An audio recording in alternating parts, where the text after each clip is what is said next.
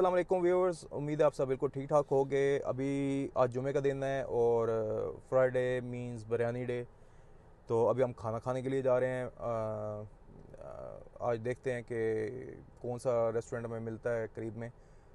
तो आपसे बात भी होगी और आपको मैं सऊदी अरेबिया आने से पहले आपको क्या करना चाहिए ये भी बताऊंगा। और साथ साथ आपको अपने आने वाले व्लॉग्स में आपको सऊदी अरेबिया के बारे में मज़ीद मालूमात देता रहूँगा। शुक्रिया। तो अस्सलाम वालेकुम एवरीवन, हम आ जाए हैं बिरयानी खाने के लिए। आपको पता है कि जुम्मा और हम बिरयानी ना खाएं ये हो नहीं सकता। हमारे एशिया में तो जुम्मे को खसूसन बिरयानी खाई जाती है। तो इस टाइम हम एक हैदराबादी रेस्टोरेंट में आए जो कि रियाज में है और हमने ऑर्डर की है एक चिकन बिरयानी और एक मटन बिरयानी। और आज मैं आपको टेस्ट करके बताऊंगा कि यहाँ की बिरयानी कैसी है। तो इंतज़ार कर रहे हैं हम अपने ऑर्डर का। तो देखें हमारा ऑर्डर कब तक आता है। ओके, तो व्यूअर्स हमारा खाना आ चुका है। ये हमने ऑर्डर किया है एक चिकन बिरयानी और ये हमने मटन बिरयानी ऑर्डर की है। अगर देखा जाए तो ये बहुत स्पाइसी बिरयानी होती है लेकिन खाने का बहुत मज़ा आता है। अभी मैं इसमें से थोड़ा सा लूँगा ये मटन बिरयानी। इसके साथ कुछ चीज़ें भी आपको दी जाती हैं एक्स्ट्रा अगर आप यूज़ करना चाहें। तो इसमें एक ग्रेवी यूज़ की जाती है, ये हमारी वो ग्रेवी है जो कि ये लोग देते हैं। ये अगर आप ना भी डालें तो फ़र्क नहीं पड़ता क्योंकि ऑलरेडी बहुत स्पाइसी होती है। और उसके साथ हमें ये रायता दिया जाता है। और रायता देखा जाए तो बहुत अच्छा रायता है क्योंकि बहुत गाढ़ा है, ना बहुत पतला है ना बहुत गाढ़ा है, बस नॉर्मल है। लेकिन बिरयानी खाने का जुम्मे के दिन बहुत मज़ा आता है। और अगर आप स्पेशली कच्चे गोश्त की बिरयानी खाएं तो आपको बहुत ही मज़ा आएगा। तो मैं भी आपको एक बाइट टेस्ट करके बताता हूँ कि कैसा है। परफेक्ट। देखा जाए तो इसको अगर आप चाहें तो आप ज़्यादा स्पाइसी भी करवा सकते हैं ऑर्डर पे, तो उसमें ये ज़्यादा मसाला ऐड करते हैं। लेकिन अगर आप नॉर्मल भी खाएं तो आपको इससे ज़्यादा फ़र्क नहीं पड़ता है। यानी ठीक है, आपके टेस्ट बड्स के लिहाज से बेहतरीन है, परफेक्ट है। और गोश्त आपको अगर मैं दिखाऊं तो गोश्त बहुत ही ज़्यादा टेंडर है, मुंह में जाते ही घुल जाता है। तो एक बेहतरीन बिरयानी, हाईली रिकमेंडेड। रियाज में या पूरे सऊदी में आप जहाँ भी चाहें आप ये बिरयानी खा सकते हैं इजीली। बहुत बहुत बहुत शुक्रिया। तो जो भी मेरे भाई सऊदी अरेबिया आना चाहते हैं मैं उनसे कुछ बात करना चाहता था जो कि बहुत ज़रूरी आने से पहले। पहली बात तो ये है कि आप सऊदी अरेबिया आने से पहले इस चीज़ का ख्याल रखें कि आपने कोई ना कोई टेक्निकल काम लाजमी सीख के आना है। टेक्निकल काम का सऊदीया में बहुत स्कोप है। सऊदी अरेबिया में आप के पास अगर कोई हुनर है तो आप कभी भी, आपका ताल्लुक़ किसी मुल्क से भी है, इंडिया से है, बांग्लादेश से है या पाकिस्तान से, नेपाल, कहीं से भी, तो सऊदी अरेबिया में टेक्निकल काम का बहुत ज़्यादा स्कोप है। चाहे आपको इलेक्ट्रिशियन है, कारपेंटर हैं, मतलब प्लम्बर, कुछ भी। अगर आप एज अ माइंड ये बना के आएंगे कि यार मैंने बस एज अ लेबर काम करना है, मैं जाऊंगा या मुझे जो भी काम मिल गया मैं कर लूँगा, तो उससे बेहतर ये है कि आपने अगर सऊदी अरेबिया आ जाना है तो 2 महीने के बाद आप आ जाएं, लेकिन कोई हुनर सीख कर आए वहाँ से। अगर आपके पास हुनर होगा तो आप यहाँ आगे भी जा सकते हैं और अगर फ्यूचर में आप अपना कारोबार भी शुरू कर सकते हैं। ये मेरा पर्सनल पॉइंट ऑफ व्यू है। 13-14 साल में मैंने ये चीज़ देखी भी है और मैंने ये चीज़ सीखी भी है कि सऊदी अरेबिया में जो लोग टेक्निकल नॉलेज रखते हैं उन्होंने बहुत ज़्यादा तरक्की भी की है और उन्होंने बहुत ज़्यादा कई लोगों ने तो अपने कारोबार भी स्टार्ट किए हैं। तो सिर्फ आप सऊदीया इसलिए ना आए कि आपको सऊदीया बस जाना है और जाके हमने जो काम मिला हमने कर लेना है।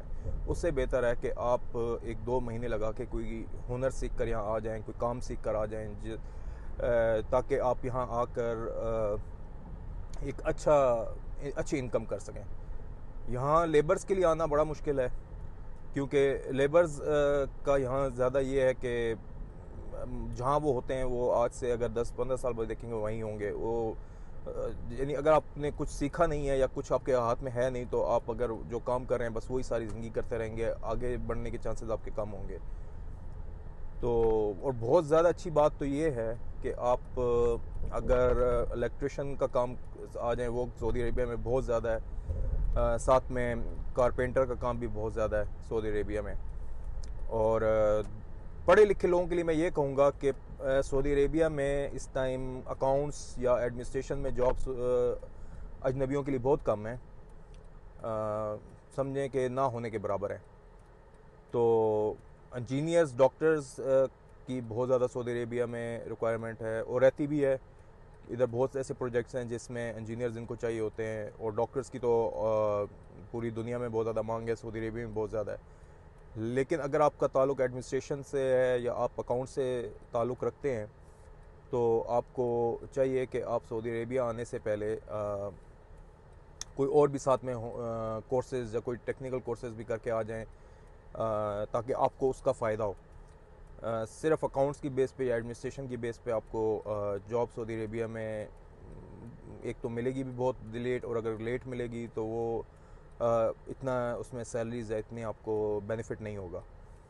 तो पढ़े लिखे लोगों के लिए या जो दूसरे जिनके पास तालीम नहीं है, उन दोनों के लिए एक ही है कि कोई भी टेक्निकल काम सीख कर आपको सऊदी अरेबिया में आज के दौर में आना चाहिए।